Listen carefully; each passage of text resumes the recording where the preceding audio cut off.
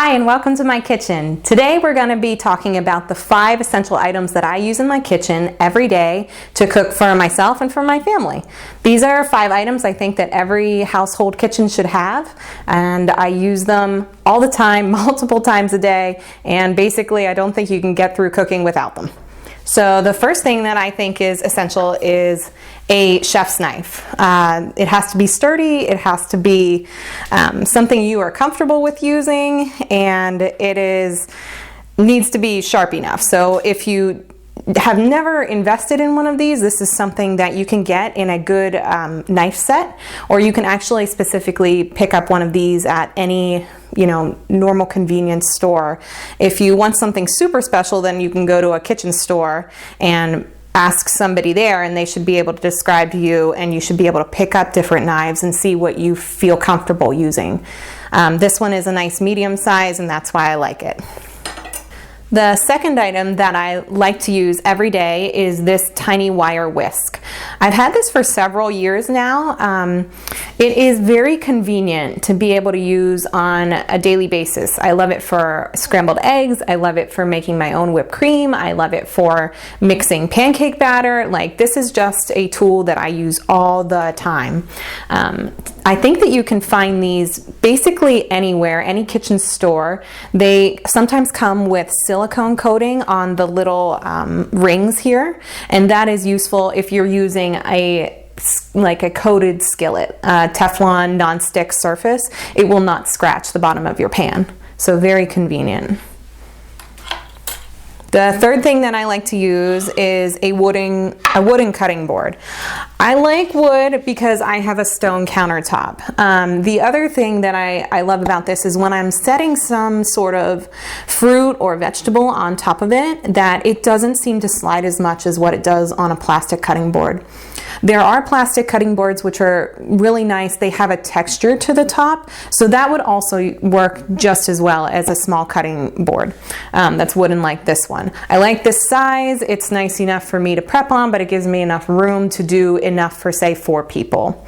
One thing that I don't use my wooden cutting board for is any meat or raw, say poultry. I use a plastic cutting board for that I'm able to put right into the dishwasher because I like to be able to sanitize those sorts of items.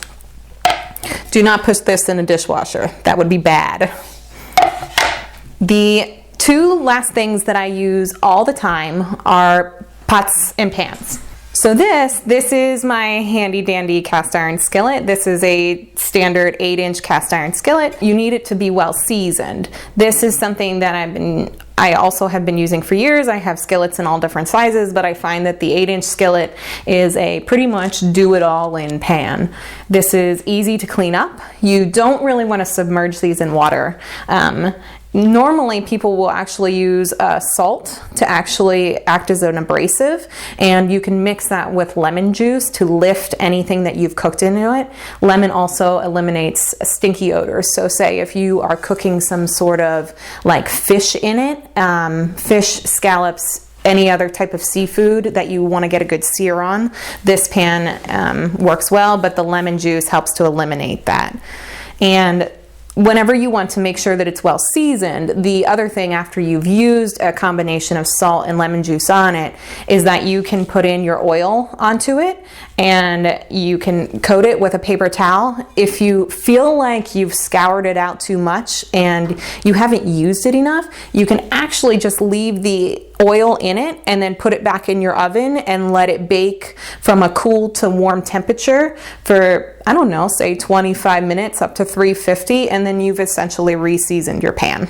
The last thing that I love to use is this right here. This is a Dutch oven, as people would call it. It's a cast iron enameled skillet, so you can see that there's different colors. It's purple on the outside, tan on the inside. This is nice because things don't traditionally stick to it. You still have to have some oil in the bottom of a pan if you're planning on putting vegetables in it, planning on putting a meat down in it.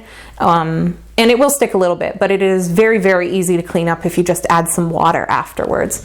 So I love this because you can move anything from the stove top into the oven itself, and I do that a lot because I like to be able to prep my food, especially if I'm not going to be here during the day, so that somebody else at home can just pull it out of the refrigerator and pop it right into the oven, and things heat up from a low temperature and it's good to go in probably 45 minutes.